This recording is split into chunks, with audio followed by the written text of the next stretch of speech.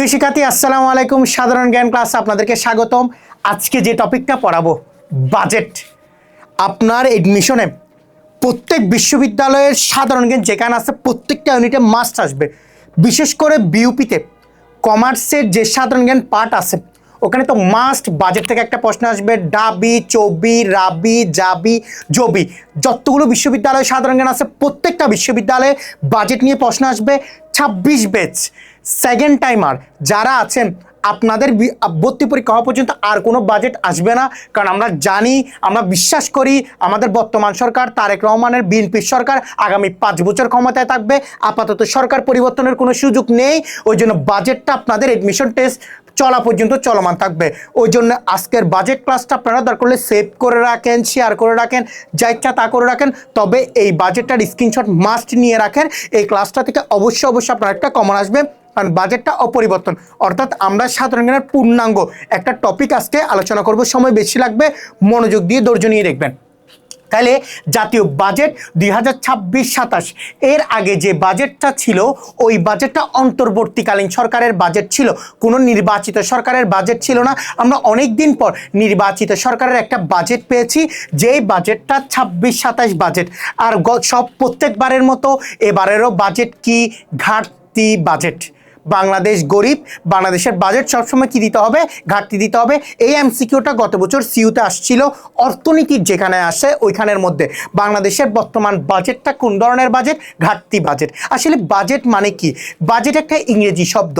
Budget শব্দের অর্থ থলে বা ব্যাগ, অর্থাৎ আপনার থলে বা ব্যাগে যে পরিমাণ জিনিস আছে এটা আপনি কী পরিমাণ খরচ করবেন, কি পরিমাণ সঞ্চয় করবেন। অর্থাৎ আপনার থেকে 10,000 আছে, এই 10,000-এর মধ্যে আপনি কি পরিমাণ টাকা খরচ করবেন, কি পরিমাণ টাকা সঞ্চয় করবেন, কোন টাকা কোথায় কোথায় খরচ করবেন, এই ধরনের যে একটা প্রি প্ল্যান ওটাকে বাজেট বলে। ঠিক সেম সরকার শিক্ষা খাতে, যোগাযোগ খাতে, কোন কোন খাতে কী ধরনের বাজেট, কী ধরনের খরচ করবে, ওই খরচগুলো নিয়ে উনি যে আয় ব্যয়ের একটা হিসাব আগামী 1 বছরের জন্য তৈরি করেছেন, ওটাকে আপনার এই বছরের বছর বা অর্থ বাজেট বলা হয় 26-27। ঠিক আছে, তাহলে 26-27 অর্থ বছরের যে বাজেটটা, এই বাজেটটা হচ্ছে আপনার কততম বাজেট? 55তম বাজেট। মাইন্ড ইট, আমরা ভালো করে বুঝেন, অন্তর্বর্তীকালীন সরকার 56তম, অন্তর্বর্তীকালীন সরকারের বাজেটও 55তম ছিল, তবে আমরা নির্বাচিত সরকারের বাজেটকে বাজেট হিসেবে গণ্য করি। তাহলে এই বাজেটটা আপনার কততম ভাইয়া? 55তম বাজেট। অন্তর্বর্তীকালীন সরকার সহ কত? 56তম বাজেট। যদি পরীক্ষা এরকম দেয় অন্তর্বর্তীকালীন সরকারের বাজেট সহ বর্তমানের বাজেটটা কততম? 56তম। যদি বলে বর্তমান 26-27 অর্থ বছরের যে বাজেট ওটা কততম? ওটা 55তম। ওটা কত হবে? 55তম।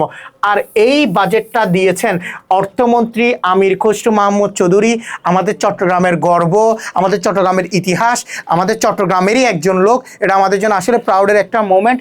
আমির খসরু মাহমুদ চৌধুরী, ঠিক আছে, উনি কি বাজেটটা উত্থাপন করেছে, খুবই মেধাবী একজন অর্থমন্ত্রী আমার কাছে মনে হয়েছে।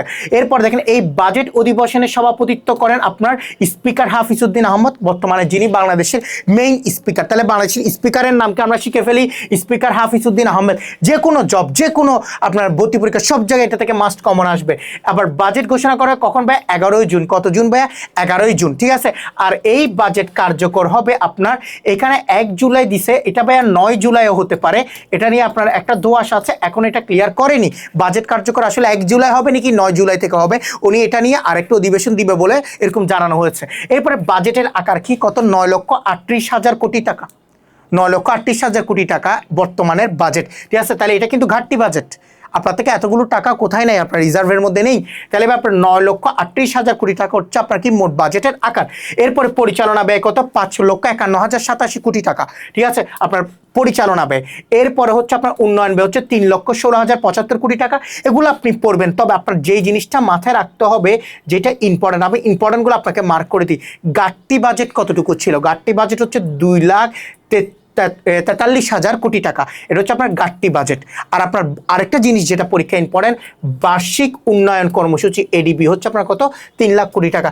তেমন বাকিগুলো অত একটা ইম্পর্টেন্ট না। আরেকটা ইম্পর্টেন্ট জিনিস হচ্ছে মুদ্রাস্ফীতির হারের লক্ষ্যমাত্রা 7.5, যেটা বেড়ে গিয়েছে, আমাদের জন্য খুবই অ্যালার্মিং বিষয়। আমাদের এবার মুদ্রাস্ফীতির হারের লক্ষ্যমাত্রা কত? 7.5%। তাহলে এটা খুবই ইম্পর্টেন্ট, মাস্ট পরীক্ষার জন্য ভালো করে পড়বেন, যেন আমি স্টারও দিয়ে রেখেছি আপনাকে। ঠিক আছে। এরপরে হচ্ছে আপনার শিক্ষা খাতে বাজেটের বরাদ্দ কত, 57,302 কোটি টাকা। অর্থাৎ যারা সিউডিতে পড়ছেন, জাতীয় বিশ্ববিদ্যালয়ে পড়ছেন, বিভিন্ন সরকারি কলেজ আছে, সবার জন্য অর্থ বাজেট কত দিয়েছে শিক্ষা খাতে, 57,302 কোটি টাকা। এই টাকার মধ্যে সব কিছু কী হবে, বাজেট হবে। এই যে আপনি পড়াশোনা করছেন না সরকারি কলেজে পড়ে, সরকারি এগুলো সবগুলো মাইন্ডসেট টাকা লস। এই যে আমরা বলি আমি সিউডিউতে পড়ি, মাইন্ডসেট টাকায় পড়ত, যে লজ্জা থাকা দরকার। এগুলো নিয়ে গরিমা দেখানোর কিছুই নেই। এনিউতে যারা পড়ে সে সরকারের টাকায় পড়তেছে, গরিমা দেখানোর কিছু নেই। ওই জন্য জনগণকে সম্মান দেখাবেন, রিকশাওয়ালাকে সম্মান দেখাবেন, ওনার টাকায় আপনি পড়াশোনা করছেন। এটা হচ্ছে যে শিক্ষা খাতের বাজেটের মূল জায়গা। ঠিক আছে, তাহলে পড়াশোনা করেন, এটা নিয়ে অহংকার করার কিছুই নেই। আর আজকাল এমনিতে যে অবস্থা, রিকশাওয়ালা আমাদের ইনকাম বেশি করে, ঠিক আছে, এটা নাই বলি। যাই হোক, এখানে বাজেটের কর মুক্ত আয় সীমা, কারা কর মুক্ত থেকে থাকবে, খুবই ইম্পর্টেন্ট। এখানে বিশেষ করে এটা মহিলা 65 বছর বা তত তার উপরের বয়স কত, 4,25,000 টাকা ইনকাম করার পরে তারা ট্যাক্স দিবে, যে এর আগে দেওয়ার দরকার নেই। ঠিক সেম আপনার এখানে প্রতিবন্ধী ব্যক্তি আছে, তাহলে তৃতীয় লিঙ্গ এদের সাথে পড়তেছে, তারা 5 লাখ টাকা, কত লাখ টাকা, 5 লাখ টাকা। এরপরে গ্রেজুয়েটভুক্ত যোদ্ধাহত মুক্তিযোদ্ধা 5,25,000 টাকা। এরপর নতুন আরেকটা অ্যাড হয়েছে, খুবই ইম্পর্টেন্ট, আমরা পড়বো, গ্যাজেটভুক্ত জুলাই যোদ্ধা। অর্থাৎ ভাইয়া যে যারা 24-এর অভ্যুত্থানে আপনার রক্ত দিয়েছে, যারা তাদের অঙ্গহানি করেছে 24-এর অভ্যুত্থানের সময়, যারা তাদের ত্যাগ স্বীকার করেছে একটা স্বৈরাচার সরকার পতনের ক্ষেত্রে, তাহলে এই যে আপনার গ্যাজেটভুক্ত জুলাই যোদ্ধাদের হচ্ছে 5,25,000 টাকা। অর্থাৎ বাংলাদেশের 71-এর মুক্তিযোদ্ধাদের যতটুকু তাদেরকেই ততটুকু দিয়েছে, তাহলে সেটা হচ্ছে কথা 5,25,000 টাকা। এছাড়াও এবার অর্থ বাজেটে তাদেরকে 20,000 টাকা করে, ভালো করে এই লাইনটি এখানে আসেনি, লিখে রাখেন, তাদেরকে 20,000 টাকা করে আপনার কি দেওয়া হবে, আপনার একটা টাকা দেওয়া হবে, অনুদান দেওয়া হবে 20,000 টাকা করে আপনার জুলাই যোদ্ধাদেরকে, যাদের অঙ্গহানি হয়েছে, বিভিন্ন জনকে বিভিন্ন মেয়াদে বিভিন্নভাবে দেওয়া হবে। তাহলে গ্যাজেটভুক্ত জুলাই যোদ্ধা কত, 2024 গ্যাজেটভুক্ত যারা জুলাই যোদ্ধা গ্যাজেটভুক্ত আছে ওরা 5,25,000 টাকা। আর শুরুতেই বলেছি গাট্টি বাজেট, এবারের বাজেটের ধরন কি, গাট্টি বাজেট। এরপরে ভাই যেটা ইম্পর্টেন্ট আমাদের দরকার হবে, দেখেন বাজেট নিয়ে বিশেষ তথ্য সবসময় প্রত্যেকবার আছে, আমি প্রত্যেকবার বাজেট ক্লাসে এই টপিকটা পড়াই। অর্থ বছর হচ্ছে আমাদের কত, 1 জুলাই থেকে 30 জুন। এটা সংবিধানের কত নম্বর অনুচ্ছেদে আসছে, 152 নম্বর অনুচ্ছেদে। মাইন্ড ইট, কত, 1 জুলাই এটা কত, সংবিধানের কত, 152 নম্বর অনুচ্ছেদে আসছে। কোথায় আছে, 152 নম্বর অনুচ্ছেদে। সংবিধানের বাজেটকে বলা হয় অ্যানুয়াল ফাইন্যান্সিয়াল স্টেটমেন্ট, 87 নম্বর অনুচ্ছেদে আছে। তাহলে আমি একটু বলি, তাহলে ভাই দেখেন সংবিধানের 2টা পার্ট আছে। সংবিধান আমাদের জন্য খুবই ইম্পর্টেন্ট। বাংলাদেশের অর্থ বছরের সময় নির্ধারণ করে সংবিধানের 152 নম্বর অনুচ্ছেদে। সংবিধানে বাজেট বলা হয় আপনার কত, 87 নং অনুচ্ছেদে। এরপর বাজেট প্রণয়ন করে অর্থ মন্ত্রণালয়, অর্থ বিভাগ থেকে। আর বাজেট সম্পর্কিত আইন কোথায় থাকে আপনার, দেখেন সরকারি অর্থ বাজেট ব্যবস্থাপনা আইন 2009 নামে পরিচিত, 2009 নামে পরিচিত। আর দেশের প্রথম আপনার বাজেট, দেশের প্রথম বাজেট প্রণয়ন করে কে, তাজউদ্দিন আহমেদ, বাংলাদেশের প্রথম প্রধানমন্ত্রী তাজউদ্দিন আহমেদ, 30 জুন 1972 সালে। আর প্রথম বাজেটের আকার ছিল দেখেন 786 কোটি টাকা, কত টাকা, 786 কোটি টাকা। এরপরে দেখেন ভাই সর্বাধিক বাজেট উত্থাপন করে 2জন মন্ত্রী, 2জন অর্থমন্ত্রী সবচেয়ে বেশি বাজেট দেয়।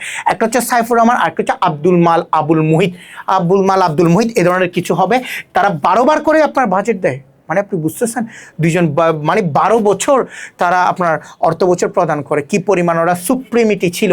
ঠিক আছে, অন্তর্বর্তীকালীন বাজেট কয়টা হয় ভাই, একটা হয়, যেটা 1996 থেকে 97 সালে হয়। ওই কারণ ওই একটা অর্থ বছরে 2টা বাজেটই পেশ করে, ঠিক আছে, 2টা বাজেট। আর বাজেটের আকারে শীর্ষ, পৃথিবীর সবচাইতে বড় বাজেট দেয় যুক্তরাষ্ট্র, আর দ্বিতীয়ত হচ্ছে চীন। তাহলে পৃথিবীর সবচেয়ে বাজেটের শীর্ষে থাকে কে ভাইয়া, যুক্তরাষ্ট্র, আর দ্বিতীয়ত হচ্ছে আপনার কত, চীন। আর ই3 চালু করা হয় কত সালে, 2013 সালে। আর ব্যাটের স্তর হচ্ছে 4টা। অর্থাৎ আপনি চাইলে আপনার ইচ্ছা মতো ব্যাটের স্তর দিতে পারেন না, 5% নিতে পারবেন না, 6% নিতে। এখানে দেখেন নির্দিষ্ট করে দিয়ে দিছে 5, 7.5, 10, 15, এই 4টা ব্যাটের স্তরে ব্যাট নিতে পারবেন। কত কত, 5, 7.5, 10 আর 15। আপনি চাইলে 8% ব্যাট নেবেন, হবে না। আপনি চাইলে 9% ব্যাট নেবেন, হবে না। আপনার থেকে এই নির্ধারিত স্তরগুলোতে ব্যাট নিতে হবে, 5, 7.5, 10 আর 15। এরপরে আয়করের স্তর কয়টা আপনার, 5টা। আয়করের স্তর কয়টা, 5টা। একটা তাহলে ব্যাটের স্তর 4টা, আয়করের স্তর কয়টা, 5টা। 5, 10, 15, 20, 25, ইজিলি মনে রাখবেন, 5, 10, 15, 20, 25 কয়টা, 5টা। এরপরে বাংলাদেশের সর্বোচ্চ আয় করে যে খাতে, সেটা হচ্ছে ভাইয়া মূল্য সংযোজন কর, মূসক বা ব্যাট, যেটা থেকে আমাদেরকে ভাইয়া কি করে দেয়, টাকা পয়সা নিয়ে ফেলে, মূসক আপনার কি মূল্য সংযোজন করার মাধ্যমে। তাহলে এটাই হচ্ছে আমাদের বাজেট নিয়ে আজকে ক্লাস, খুবই ইম্পর্টেন্ট। এই ক্লাসটা আপনি সেভ করে রাখবেন এবং এটা নিয়ে আপনি পড়াশোনা করবেন, অবশ্যই অবশ্যই ইনশাআল্লাহ এটা থেকে মাস্ট বি কমন আসবে। তবে আরেকটা কনফিউজ আপনাদেরকে ক্লিয়ার করে দিই, ঠিক আছে? আমি আবারও ক্লাসের শুরুর দিকে যাই। এখানে যে জায়গাটা আছে এটা একটু মাথায় রাখবেন, বাজেট কার্যকর কিন্তু 1 জুলাই 2026 থেকে হবে। তবে 9 জুলাইয়ের যে কথাটা আমি আবারও বলছি, যেটা নিয়ে ওটা এখনও পর্যন্ত ক্লিয়ারেন্স আসেনি, তবে আপনি 1 জুলাইকে মেনটেন করে যাবেন। আপনার এমসিকিউ তাসটা আপনি দাগাবেন, বাজেট কার্যকর হবে 1 জুলাই 2026। আমি আবার বলছি, বাজেট কার্যকর হবে 1 জুলাই 2026। তাহলে ইনশাল্লাহ আরেকটা ক্লাস আপনাদের দেখা হবে। ভালো থাকবে, সুস্থ থাকবেন। আসসালামু আলাইকুম।